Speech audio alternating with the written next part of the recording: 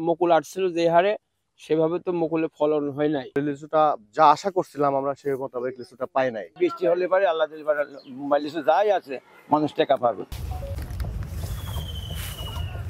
গাছে থোকায় থোকায় রসালো লিচু, বাগানে কর্মব্যস্ততা, ফল সংগ্রহ করে তা বাজারজাত করছেন শ্রমিকরা।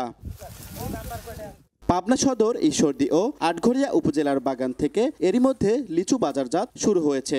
বর্তমানে ভাঙা হচ্ছে দেশি জাতের লিচু। এক সপ্তাহ পর বাজারজাত শুরু হবে বোম্বাই, চায়না সহ সব বিদেশি জাত। তবে বাগান মালিকরা জানান, চলতি গ্রীষ্ম মৌসুমের খরতাপে গাছের ফুল ঝরে যাওয়ায় উৎপাদন কমে গেছে।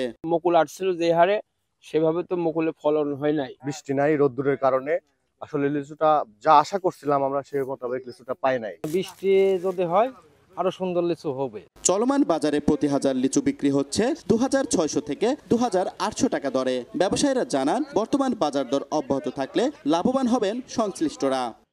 নগদে 500 টাকা বা তার বেশি পেমেন্টে পেতে পারেন ঢাকায় জমিসহ 20 কোটি টাকার পুরস্কার। লিচুর ব্যবসা মোটামুটি ভালো, কিন্তু লিচুর দাম বেশি, গাড়ি ভাড়া বেশি। নর্মাল আবহাওয়া আছে, বৃষ্টি হলে পারে আল্লাহ দিলে পারে লিচু যাই আছে মানুষ টেকা পাবে। তবে কৃষি বিভাগ বলছে, লিচু উৎপাদনে এবছর জেলার বিগত 20 বছরের রেকর্ড ভেঙেছে। সব মিলিয়ে চলতি মৌসুমে 200 কোটি টাকার বাণিজ্যের কথা জানান সংশ্লিষ্ট কর্মকর্তা। ফল সংগ্রহ করার পর থেকে আমরা তাদেরকে যাবতীয় পরিচর্যা দিব, যাতে করে আগামী বছর তারা এইরকম উন্নত মানের লিচু উৎপাদন করতে পারে। কৃষি বিভাগের তথ্য মতে পাবনায় 4721 হেক্টর জমিতে লিচুর বাগান রয়েছে। দেশের লিচু উৎপাদনের প্রায় একটি বড় অংশই উৎপাদন হয় পাবনা থেকে।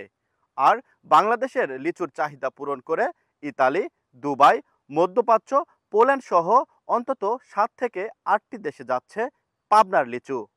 কৃষি সম্প্রসারণ অধিদপ্তরের তথ্য মতে এবার পাবনা জেলায় লিচু বিক্রি হবে প্রায় 200 কোটি টাকা। পাবনার ঈশ্বরদী থেকে সবুজ মোল্লা, সময় সংবাদ।